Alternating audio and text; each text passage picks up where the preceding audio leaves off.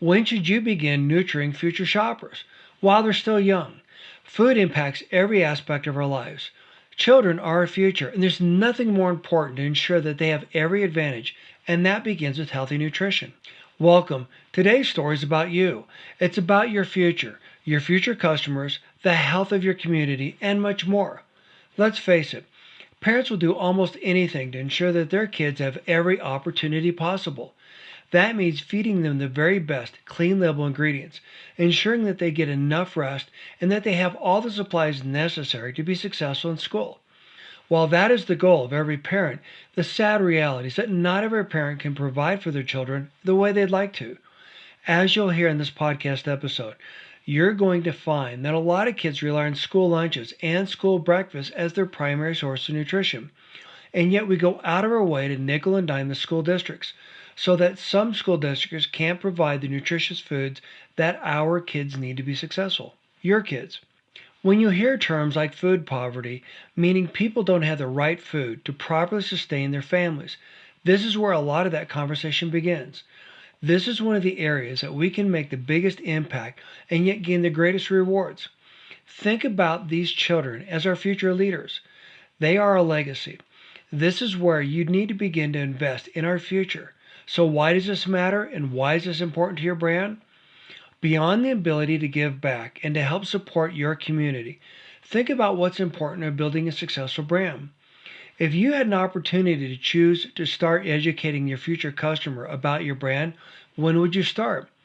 Well, obviously, as soon as possible, when they're young. This is exactly what today's podcast is about, teaching children about healthy nutrition. As you're going to hear in this podcast episode, when you teach children about healthy nutrition, that helps reinforce those habits as they get older. And more importantly, that has a deep and lasting impact on the way their families eat. So not only is it a win-win for the community, it also feels good to give back.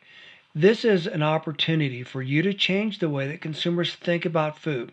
Change the way that your communities think about the products that you sell and help educate your future customers about the value your brand offers to them and their families. As always, I want to thank you for listening. This show is about you and it's for you. In appreciation for your time, there's a free downloadable guide for you at the end of every podcast episode. I always include one easy to download, quick to digest strategy that you can instantly adopt and make your own. One that you can use to grow sustainable sales and compete more effectively with. And don't forget to go back and listen to previous episodes where I may solve some of your most pressing bottlenecks. You know, the things that keep you up at night? And check out my new YouTube channel where I share a lot more brand building content. And be sure to share this with a friend and subscribe so you'll be the first to get new brand building content as soon as it becomes available. Remember, this show is about you and it's for you. The goal here is to help you get your products onto more store shelves and into the hands of more shoppers. I also want to thank Walter Robb, the former CEO of Whole Foods, for recommending today's guest. On the last podcast episode, episode 137, he said that I absolutely needed to have her on. I'm so thrilled that he did. Her story is inspirational and her personality is contagious. Now here's Nona Evans with Whole Kids and Whole Cities. Nona, thank you for coming on today. Can you please start by telling us a little bit about yourself and your journey to where you're at today? Sure. I always feel funny talking about myself because at my core, I'm a foodie. And that's how I came into this business 30 years ago. I've only ever worked at the grocery store. I'm proud to say I love food so much that was a perfectly logical choice. So I've done a little bit of everything. I've, had many of the jobs in stores. I've worked in store operations, both on the conventional side and for the last almost 20 years in the Whole Foods Market family. And I would have never predicted that I would wind up in the nonprofit space. But when you work for a company like Whole Foods with strong core values and a culture of empowerment, you really never know what's possible. So it's with great joy now that I get to call this amazing journey that we're on work. So what a great way to, Well, thank you for sharing that because, what's great is that you're able to find it. If you love what you do, then it's not work, it's play, it's giving back. So anyhow, thank you for sharing that. Let's back up a little bit. So in retail, what did you do? And the reason I want to go here, Nona, is Sure. because later, as we're discussing, as we're going further into our conversation, I want to be able to understand how your influence in food, understanding retail, understanding grocery, impacted some of the decisions you make today. You bet. So I literally started in the business back in the 80s. And I see it now looking back, but really every single facet of the work that I've done, from my beginnings as a cashier into store operations where I was leading front ends or ultimately departments, there was always a component of community connection. You know, back in the 80s was when food drives were really sort of coming into fashion and onto the scene. And, you know, I remember organizing food drives for the store I worked at. So I've done, you know, if it exists in the grocery store, I think I've done that job. I'm still an ace at cleaning a meat grinder. I'm a certified forklift driver.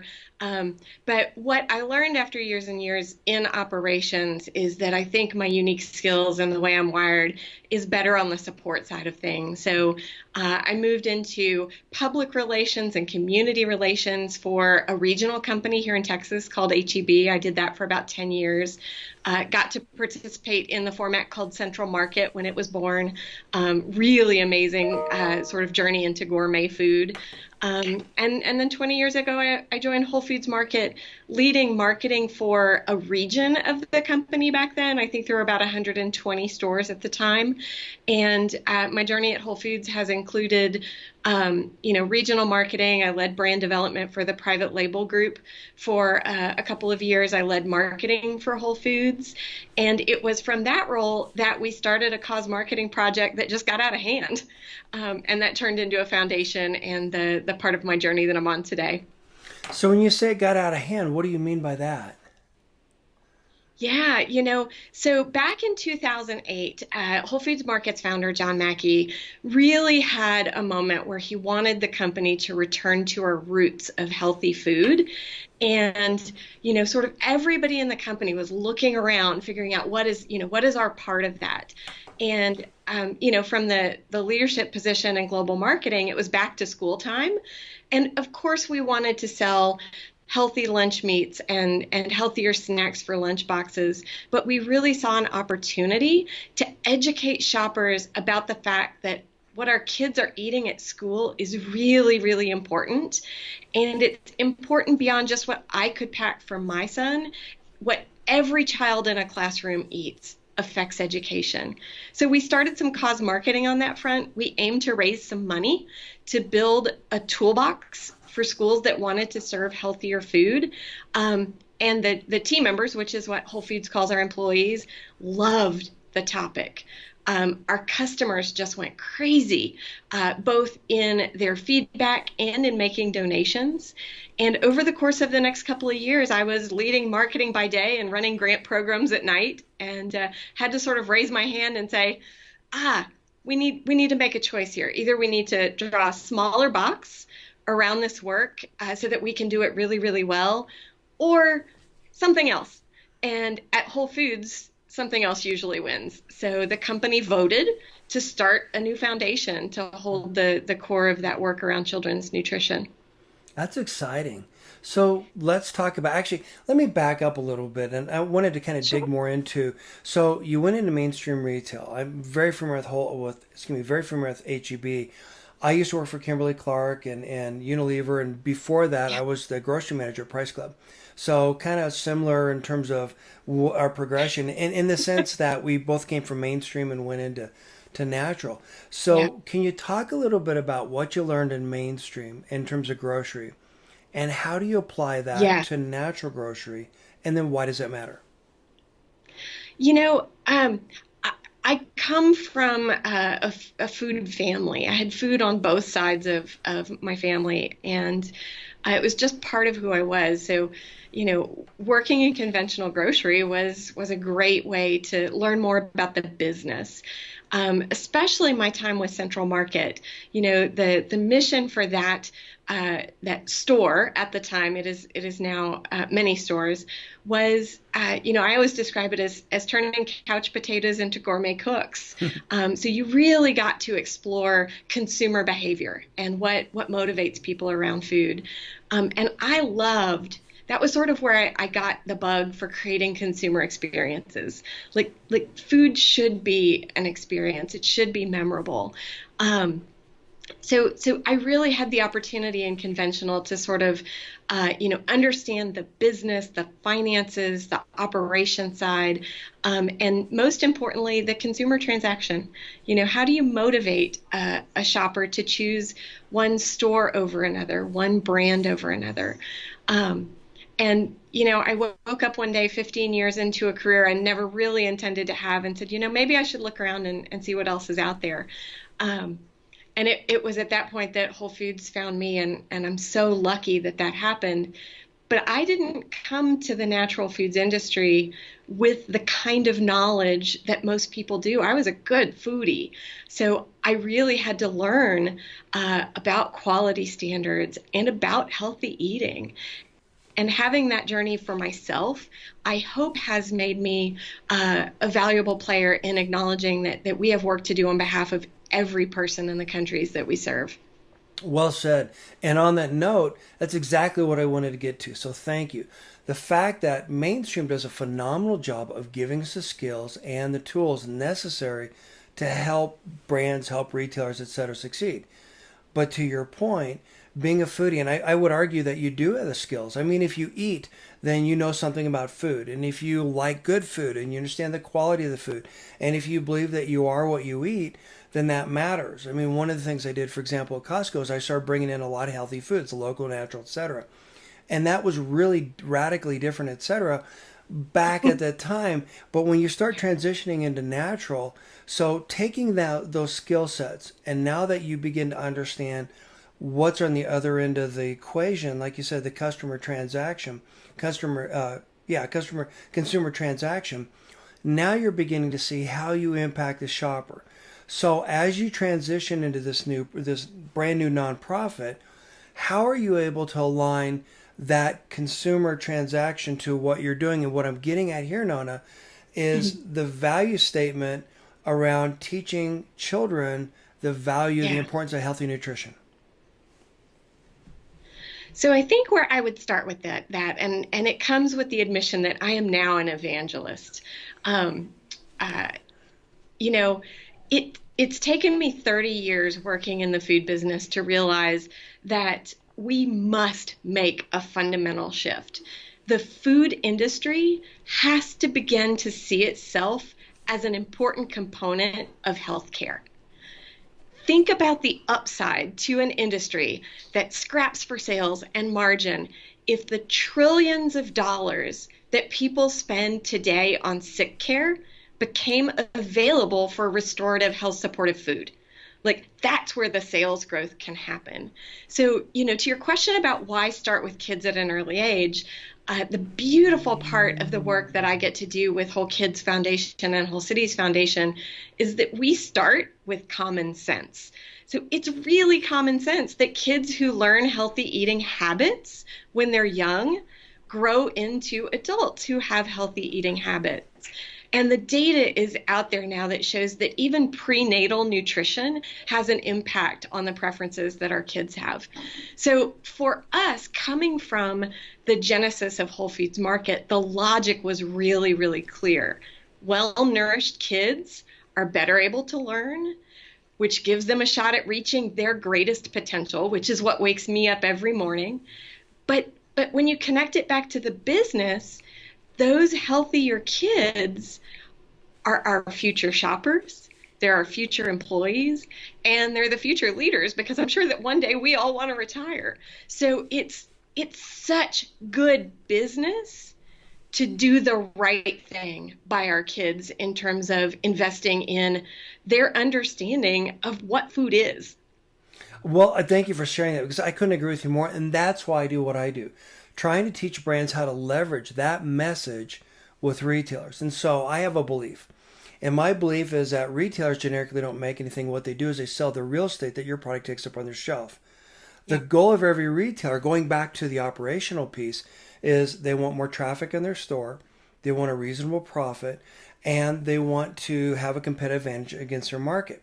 The problem is with the old way of thinking, from my perspective, is that retailers, back to your margin piece, are constantly trying to reacquire and the same customer over and over again, which is ludicrous. So focusing on what customers want, instead of selling the stuff that's on their shelves, basically, instead of now focusing or teaching retailers and brands how to work together to sell what customers want, changes that equation. And to your point, when you start talking about healthy nutrition, that fuels the industry. That people are willing to pay a premium, as you know, for healthy quality foods that meet the expectations of the consumer, as opposed to stuff that's processed. And so, anyhow, that's a whole nother conversation. But being an evangelist, I love that. I think that's so great. So well, first of all, do you have any thoughts around that? And where I'm going here is, what would you recommend brands and retailers do together to help focus on this and drive this mission home? Because people spend more time looking at choosing what they want to watch on TV than they do thinking about their food. That's Or exactly right. any other analogy. Yeah. So how do brands and retailers help align themselves around that, especially natural? So I think the first thing that I find myself saying just relentlessly is that in my business, this world of kids and what they eat now, kids are underestimated as change agents. Now, in the greater landscape of marketing, marketers know that, right? They've been spending millions and billions of dollars to target kids forever. But I think, we as retailers and brands really have the opportunity to become allies to parents in this journey, because every parent struggles with, is my kid eating well enough? Are there things I don't know? So I think, that if our brands and our retailers can become allies in that food journey, that's where the secret sauce is. I go back 15 years ago, when I was a new mom, and it's sort of a strange thing, but as parents, kids often won't listen to us. But if they discover something in a store from a sample team member, I remember taking my son to the store, and he would eat whatever Miss Faye had because she wasn't me. So I think in that way, that's what I look for is how can our brands and how can our stores be the ally in this conversation about healthy food, both educating parents, but also, really creating an experience. I'm an experienced marketer, and I think that's what our millennials and certainly Gen Z are craving. It's what they're investing their discretionary dollars in terms of travel and those sorts of things. Why can't we provide everyday experiences when they discover food in our stores and with our brands? I love that. In fact, I used to talk about every time my kids would go to see their grandparents and we go do something together, it was an adventure. It wasn't a chore or something you had to. It was an adventure. We always tried to make fun of it and have a lot of fun. On that note, though, I love what you're talking about because we do need ally. So I'm going to say something pretty harsh, but I think it's true. And what I'm getting at, what I want to say is that I think what you're alluding to is that marketers were using children as a vehicle to get to their parents' pocketbooks. That's why the sugar cereal was at eye level, etc. In other words, they weren't focused on the kids. They were focused on the dollars that they could extract from the parents through the kids. And so you've got to change our mindset. And to your point, we do need to ally brands and retailers. Again, that's why I do this. That's why you do that. So teaching brands and retailers, natural brands that have a mission, that are true to what we're talking about, healthy food, etc., to work together, that's the greatest opportunity. And kind of going back to what we were talking about before, retailers trying to figure out how to get squeeze a little bit of margin out of something. consumers are willing to pay a premium for products that meet their needs. I said that already. But when you take the change that mindset from how do we get margin in the store, more importantly, how do we get a thriving, loyal consumer evangelist like you to come into to come into the store. Oh, and by the way, you're going to spend more money when you come into my store.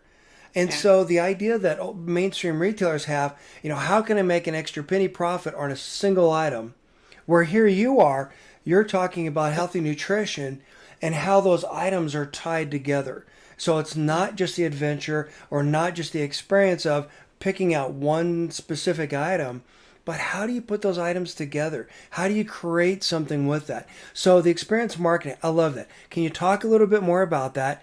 And then how do you leverage that at Whole Kids to support what you're doing? So I think, you mentioned it earlier. It is so expensive to hire a customer over and over and over. It's been almost 10 years since I've led marketing, and I think we used to say it was about $270 to hire a new customer. It's got to be lots more than that today. So I think, in my experience and what I see in the work that I do today, if we shift our focus from hiring a customer over and over to winning their heart, to your point, then you've got them in the right space. Especially when you look at this up and coming set of generations. Millennials care deeply about the impact that their choices are making. They're more studied about what brands are committed to, what retailers are committed to, and they're really factoring that into their choice. So I think it's an opportunity, that brands have to make room for that piece of their story, because our natural brands are doing amazing things. That has always and forever been my challenge with Whole Foods is the company does so much more good than there is space to talk about it. So I think that's where, to your point, you really just have to dial in and focus and have the discipline and the courage to tell those good stories, which is where I feel so fortunate, because now telling one set of pretty narrow stories to the world is my job. And if Whole Foods Market reaps benefits from that, or if our brand partners reap benefits from that, that's an additional good that gets created. So, what's unique in our work is that we pay such careful attention to making sure that with Whole Kids, that better nutrition at school is available to all kids.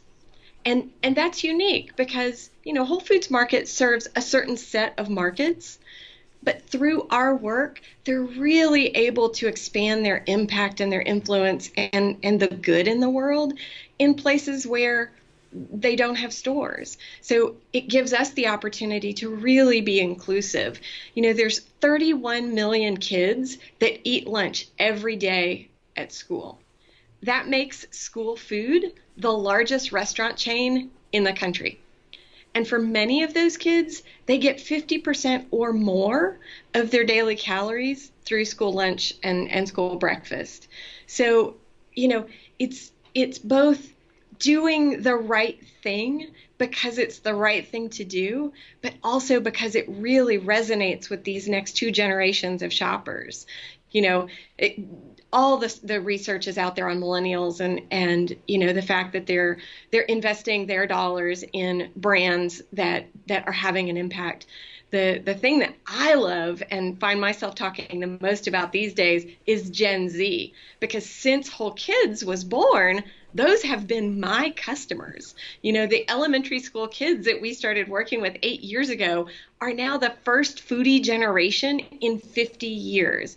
So I talk a lot to Whole Foods and really anybody who will listen about we need to be getting ready for their purchasing power, because if we're not ready, we're going to miss a huge opportunity. The numbers actually back that up. We'll talk about that in a minute. But by the way, I love your passion. Thank you for your enthusiasm. No, it's great. It's contagious. I'm anxious to this will be great on video as well. So anyhow, we're recording the podcast. We'll put out the audio, but later we'll put out the video version. One of the things that you said is you're talking about winning the hearts. One of the other big myths that I want to dispel in mainstream is that customers are loyal to you because you give a piece of plastic. Wrong. Yeah.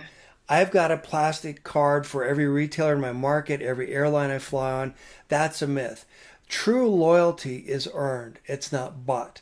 And by going back to what you said, if you can give the customers what they want, that's how you turn an occasional customer into a loyal evangelist. That's how you save that $270 plus per customer. And that's how you become relevant, because there are a lot of competitive threats in the market, especially online. And if a retailer and a brand can work together to solve this puzzle, again, this is why I do what I do, why you do what you do. But if we can help these retailers and these brands work together to solve this equation and remain relevant in their market and remain relevant against the competitive threats online and everywhere else, then, and focus on what we're giving customers rather than just the margin, I think that's how we solve a lot of that. One of the things you were talking about, which I think is interesting, you're talking about school lunches.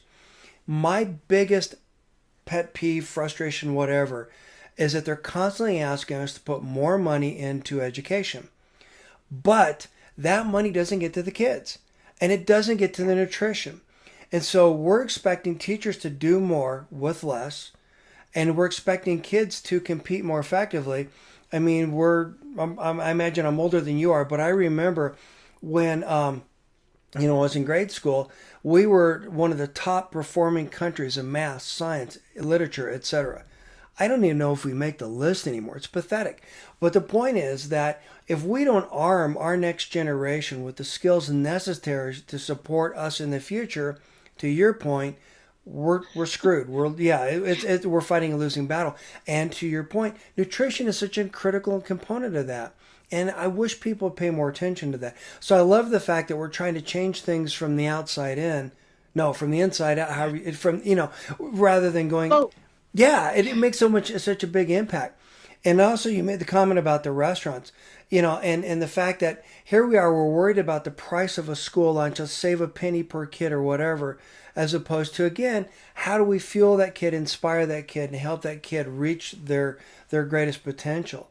So thank you for what you're doing, and I mean that with all sincerity. I think it's so critically important. So as you're doing this, now let's talk about whole kids. Let's talk about whole kids. What is it? Why does it matter? How did it start? Some of the, things that people wouldn't ordinarily know. yeah. So Whole Kids Foundation just celebrated our 8th birthday 2 days Congrats. ago. It's been around for 8 years. And so we are an independent nonprofit organization dedicating all of our energy to improve children's nutrition.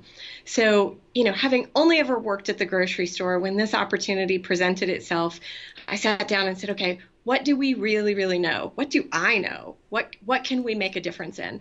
And that was food, and nutrition and health connected to those things. So, I'm a retailer. If somebody's going to give me $1, I'm going to be sure I get the highest return on investment possible. That rocked the nonprofit world. They're like, what? The ROI for your grants? I was like, of course. So we sat down and really said, okay, where can we make the biggest difference?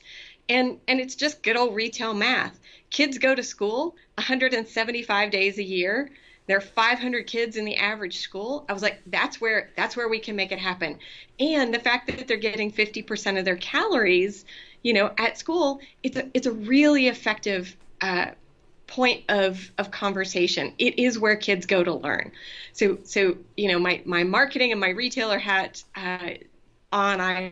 we set out to do that. Well, I had no idea how hard it would be to work in public education. So we had to meet people that really understood that and have taught us how to do that.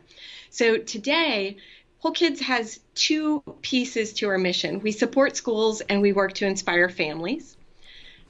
Our supporting school work includes a set of primary functions that are providing salad bar grant equipment and training to schools. So we don't provide cash in that instance. We send the actual equipment, and we've invested to build the training tools, because we know that when we implement a salad bar in a school cafeteria, kids will eat 30% more fresh fruits and vegetables. It's the highest return on investment activity that we can engage in. We also support school gardens because we know through all of the evidence-based research that when kids grow food, they eat food. And it's not as you might suspect. If I grew that tomato, I'll eat that tomato. It's actually, if I grow any food, whether it's an herb or a tomato, there's a list of 24 other vegetables kids are more willing to try because they feel connected to where food comes from. So it's really expansive. And the last piece of our primary work was we realized that you could have an amazing salad bar in the cafeteria and a wonderful garden in the courtyard. But if your favorite teacher comes in every day with a candy bar and a soda, your work is neutralized. So we teach teachers and any adult in our education facilities about healthy eating. First, our teachers spend up to 10 hours a day with our kids. They deserve the best health on the planet, but also they're great role models for our kids when they make healthy choices. We've had so many teachers take our class and say, I started taking my green smoothie to class with me. And, a few weeks in, a student came up and said, I tried one of those at home because I saw you doing it. So there's these great fringe benefits when we have healthy adults in the environment with our kids. So that's sort of our core work. And after 8 years, we are also now after systemic change. So we're working with over a dozen school districts to move them from processed food to scratch cooking, because we know that if we can get kids eating more real food at school, it gets easier everywhere else. I think that's great. It's so inspiring. So let's talk about this. So you're talking about supporting schools. What is a salad bar? What does it look like? And how does that work within the schools that you work with? Sure. So we are both a granting organization and a partner. So in the case of our salad bar program, we take on the relationship with that school district. So, salad bars, we're working with the food service directors for school districts to help them change their purchasing patterns. In many cases, we built a set of tools that live on a website called thelunchbox.org that encompass things like food safety training and knife skills, because if all you had as kitchen equipment was a box cutter and a can crusher, you need to learn how to safely use a knife to cut up fresh vegetables. So we take schools all the way through that learning journey. I'm a retailer, so there are planograms on that website that seasonally show how to set up a really nutritious salad bar. There are sample RFPs for how to engage local suppliers. So we really try and take care of all the things that can be hard when you're moving from a highly processed food environment to more real food.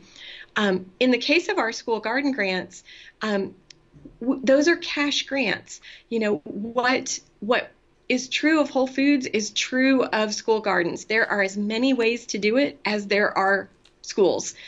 So we really listen carefully to what our schools' goals are and what their needs are, and try and meet them where they are. So we have modest school gardens, we have school farms, we have the first organic school farm in the nation. We have schools that are growing food and moving it into their cafeteria for the kids to eat. We developed a toolkit to help do that. So lots of flexibility, but also lots of rigor. As you can imagine, coming from a retailer, our grant application for a $2,000 garden grant is the most rigorous in the business, but we get compliments because organizations say, when we fill out your grant, we're ready for all these other things. So we're a grant maker, but I always say that we like to use our grants as a down payment on a long-term relationship. And then the education work that we do is just that, from our roots in food. We've got an amazing chef on our team who's put together a 2-hour workshop that aims to inspire people to change one or two simple things in how they eat. And then we hope to continue to support them and continue to inspire them on a journey of healthy eating. So we work with all sorts of folks. We work with partners that have a geographic interest. We have some brands that want to support schools in New York and California. We have some brands and supporters that just want to support salad bars. So we really, we operate like a retailer. I want to know what your goals are, and then we work to engage and find where those synergies are. Um, and we're humble. We're always learning. Some of our brand partners have taught us amazing lessons. So when you say brand partners, what do you mean by that? So one of the interesting things, and it has been a learning journey for me.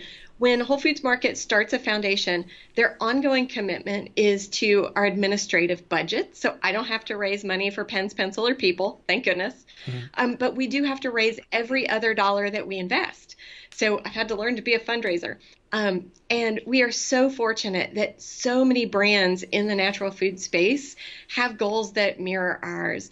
So we work with so many wonderful brands, from the folks at Unilever who've gotten into this space and are really making some amazing commitments, to longtime natural brands like Annie's and Stonyfield, who we sit down with and really understand what difference that they want to make, where, what we can do to better support their business goals, whether it's storytelling or impact or social media. And we craft each relationship really uniquely. So we're very lucky to have that kind of support. But we are also working outside of the food space. So we have corporate partners that have nothing to do with food, but really value what a healthier next generation brings to the world. Thank you for sharing that. You know, one of the things I wanted to mention while you're talking about, like, when kids buy food, the impact that it has on other people. They see an adult doing something, they want to mimic that. One of the things I love about healthy food that we didn't talk about, we didn't mention, I said that. I'll cut that out. So one of the things that I think is so critically important about what you're talking about is that when you're teaching someone the value of a fresh something, whether it be an apple or an orange or a tomato, or it doesn't matter what it is so very different. The taste profile, it's sweet, it's fun to eat, it's crispy, it's whatever, whatever nature has in it. But my point is, they're not the traditional limp vegetables that you might see at a mainstream store. So the fact that you're teaching them not only about how to grow the food, but the value of the food, etc., but then you're showing them what real food tastes like, and the way you connected that to the other vegetables, etc., that go along with it they would eat. Love that. Excuse me. So when you're talking about, one of the things that caught my ears, you said that when you work with brands, you work with them on the storytelling. What does that mean? So, we really think that from a marketing perspective, personalization is still king. You mentioned earlier that just because you give somebody a piece of plastic does not make them loyal.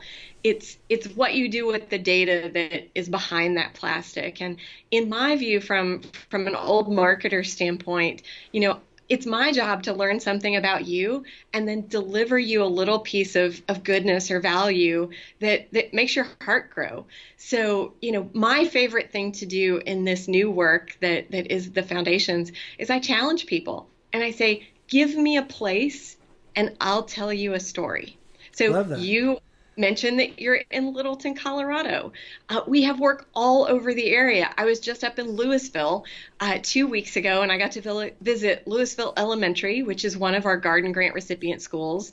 We work with a great organization in Colorado called the Grow Foundation. And it was really amazing. So, we work with thousands of schools, and I'm a retailer. So unannounced visits are in my blood. So the school didn't know I was coming. I pull up and the school is surrounded by construction fence. And construction is enemy number one of a school garden. So I prepare myself to be disappointed. So I get out of the car and I'm headed into the construction zone, prepared to explain that I'm not going to be here very long. I don't need a hard hat. Just let me in. And I rounded the corner, and there's the most beautiful school garden, well protected from the construction, because it's important to that school's culture. And in fact, the construction team at the school was so knowledgeable about the garden, they even came over and asked if they could borrow the hose. So, I can talk to you about the fact that the kids at that school, there's 600 kids I think that go to that school, not only know where food comes from because they have this awesome garden, but in that school they also have a salad bar, so they get to see the full food cycle. So I love to tell those kinds of stories that really connect with some place that's important to you. So I have a dream that, with all of this data connected to those little cards, that, Whole Foods is going to give me a zip code and I'm going to give them back a story for that customer that helps them see what a difference the choice of that soy milk made. So I think that's a real opportunity, and one of the things that we can do for brands. We had a great partnership with Vital Farms, who is a brand that started here in Austin. They were doing cage-free farm-raised eggs.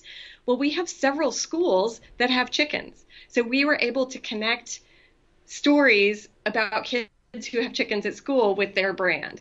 Not something you would expect, but really diving down into that depth of personal connection is what I think is so much fun.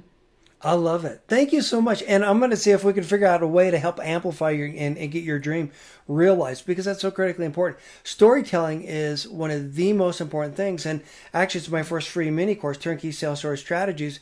And the reason for that is because a lot of brands, they don't know how to tell stories. And, when I worked for Unilever, Kimberly-Clark, it's, buy this because we're a big company and we're great. You need to have that. And we're going to give you this kind of margin. That doesn't work. And back to the loyalty example, that's not enough. So the premise that I try to share with people is that if I tell you a story and you tell someone else and they tell someone else, etc., by the time it comes back around to me, it's unrecognizable. What you just shared should be part of that brand's DNA, part of that brand's story. Because going back to the other things we talked about, it's that story that resonates with the consumer that they're helping to drive into the store. And if we can help these brands do more good, then those brands can help you do more good. So, it's all tied together. But the storytelling, I love the way you weave that in there. It's so critically important that, for example, those students or those brands supporting that school can say, hey, look how important this school garden is to their culture, as opposed to here's something else. And, back to the rigors of your grant, instead of a handout, it's a hand up. And I love that because it's so critically important.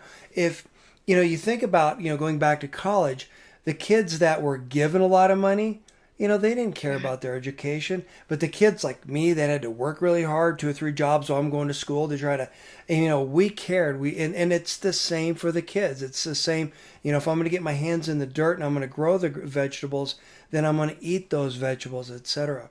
So when you said you talked about the second thing, looking at my notes, inspiring families, talk a little bit more about that. I know that when a child comes home and says, look what I did at school today. And when they're at the when they're at the store, they help choose the right kind of vegetables, etc. Beyond that, how do you impact the families at home? Yeah, so, we're called Whole Kids Foundation, but really the toughest part of my job is convincing adults that kids really love vegetables. If I turned my camera, you would see that this wall over here says love and veggies, because those are the 2 ingredients I think it takes to grow up healthy kids. So, we spend a great deal of effort really engaging adults, both in the school setting, but also as families, because, there is just that stereotype that, oh, my kid won't eat vegetables, so I gave up. I'm not going to waste the money. I'm not going to try. So I think that's where, what we've learned from food and from retail comes into play. So our greatest gift is the ability to focus on all families. So we acknowledge that very small, simple steps can lead to making a big difference. So we actually have an approach to this called small bites, and it's the idea that improving nutrition one bite at a time really can add up to better health. So that's the approach that we take. There's sort of 3 tenets, because often I get asked, well, your Whole Kids Foundation, what do you want kids to eat? So we talk about eat a rainbow of natural color, fruits and vegetables. Eat greens first because they're the most nutritionally dense food that we can eat. They're so easy to grow, and as close to nature as possible. So we help people understand that, canned veg and frozen veg are a great choice because sometimes they're more affordable or they're more available seasonally. So we really broaden the idea of what a healthy diet can include. The thing that you very rarely hear us say is no or don't eat. We're not about that. People have so much tradition and culture in how they eat. What we do is we say eat more of these things, because those things will eventually lead to better health. So that's really our approach to inspiring families, is to start with making the very simple connection between what you eat and health. Believe it or not, our generation of adults, we weren't taught that in school. We came from the generation when health was about fat or calories or, sort of the labeling. We weren't taught about food. So that's what we work to do. We work to have very simple conversations that acknowledge that making healthy food choices is difficult in some places, which is why we focus on school, because school reaches everyone in a community. On the other side of our foundation work, Whole Cities is really working on food access, because it's great to energize kids, but if they go home and their parents can't afford or access healthy food, we haven't really solved the whole problem. So we look at both of those, and it's one very simple bit of knowledge and change at a time. No, that's so great. Well, and I appreciate you sharing that too. And I love that improve nutrition one bite at a time. That makes so sense because it's such a simple thing to understand and to take in. One of the things that I think we need to change in terms of the way people think about food is that if you are what you eat matters. And what getting at this is, I love that. Well, it's so critically important. In fact, I was actually talking to Gary Hirschberg about exactly this, as we were talking about food as medicine, and a lot of the same conversation. You see a theme we've woven through a lot of the podcast. But what I was getting at is that if I eat the things, get the proper nutrients, then my body's not as hungry. And so, where I'm going, let me put it this way. Yeah. I use this example a lot. So you walk up to the retail store and you're looking at the bread section, and you've got the best mainstream bread, and you've got the organic bread next to it. And the mainstream bread may be 30 to 50 cents cheaper. Wow, that's a good value, right? Organic's too expensive. You hear those arguments. However, the customer that we're talking about is a customer that understands the difference. And so if I eat the generic bread, I'm hungry almost before I finish eating it. If I eat the best mainstream bread, then I'll be satiated for a while. But if I'm eating the organic bread that gives my body the nutrients, etc., that it needs, I'll be satiated longer. And I won't have the cravings and all the other things that those particular foods are designed to help solve, those things my body needs. The same holds true, and it's even more important when you're talking about vegetables or you're talking about processed foods, etc.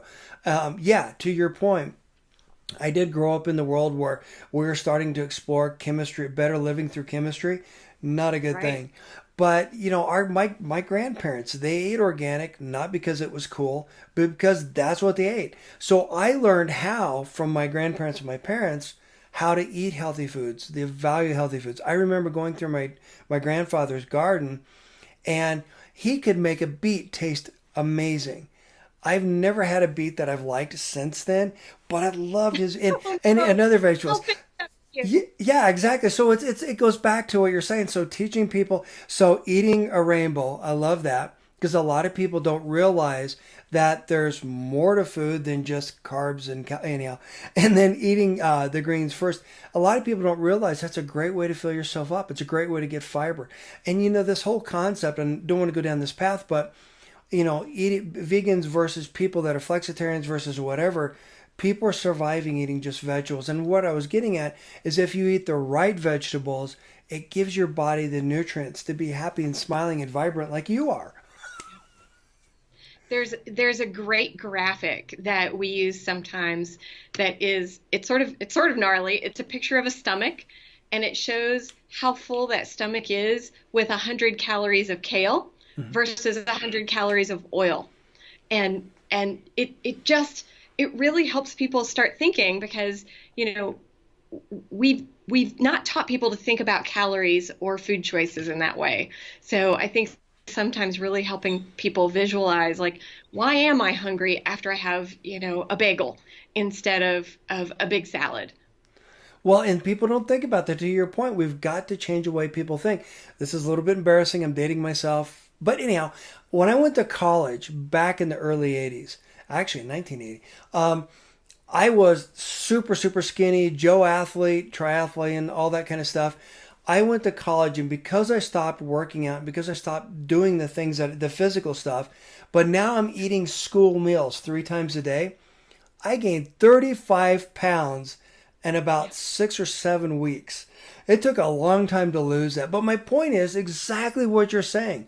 They were trying to fill us up with empty calories that did nothing to fuel our body.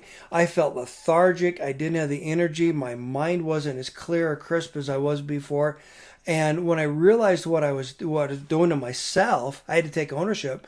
Wow, what a difference! And so I kind of stopped eating it. Well, I was very careful about what I ate, but even the fresh things weren't that great. So anyhow, to your point, we need to change the culture. We need to change the conversation around food, and it needs to begin with our future, which are the children. So thank you for sharing that.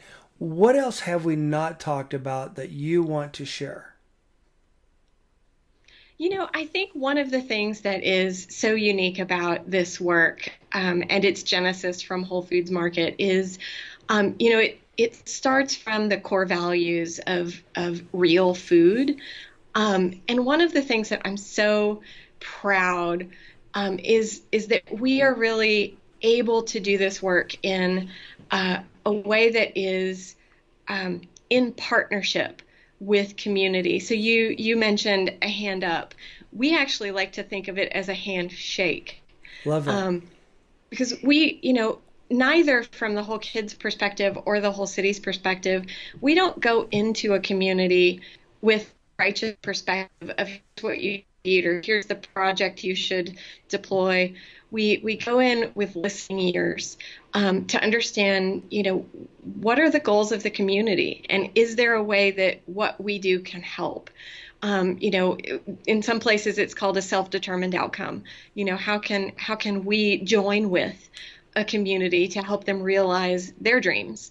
And I think that's really special because in the moment that we're in this country for certain, and we're very fortunate that we get to work in Canada and the UK, so we have lots of international perspective. But in this moment, in this country, you know, we have the opportunity to ask ourselves, what is it going to take for every person to have a seat at the healthy food table? So we're very privileged to get to work with Whole Foods and our natural brands, but we get to take the vantage point of saying, how does every person get a seat at this table? Because that's going to really help us realize the change that I think we all would love to see.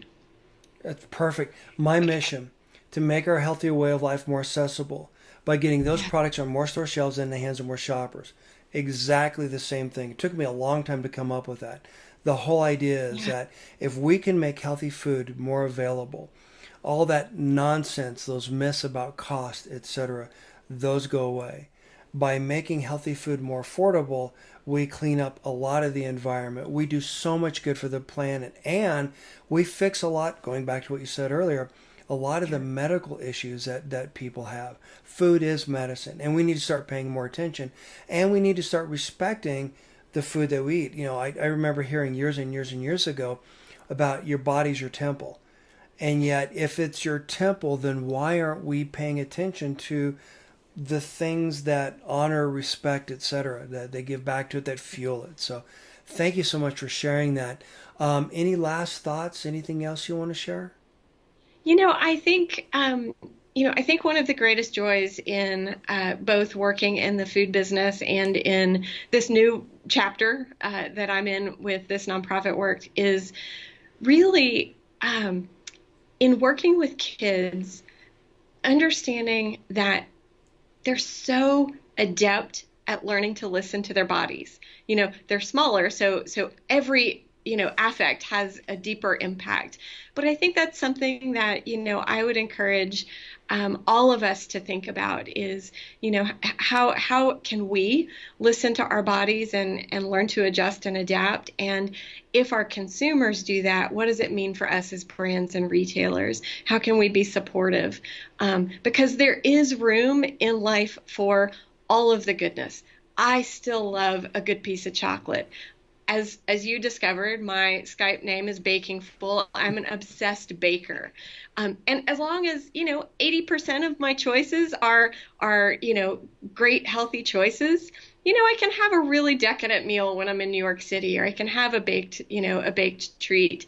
And I think it's that balance that is both so important for us to teach to our kids, but for us to remember as adults that we have to be gentle and patient with ourselves, and there are no absolutes, especially in food. Absolutely. Well said. Thank you so much for sharing all this. How can brands get involved? Where can we go to learn more about you? So, wholekidsfoundation.org is the home base for all of our work in children's nutrition, and wholecity'sfoundation.org is where the work that we do at the intersection of healthy food access and nutrition education for community lives. Love that. I'll be certain to put a link to it on the podcast show page and on the podcast show notes. Thank you so much for sharing your time with us. Thank you for your wisdom and insights. More importantly, thanks, Nona, for all you do for the community and for helping improve our healthy way of life. I really appreciate your time.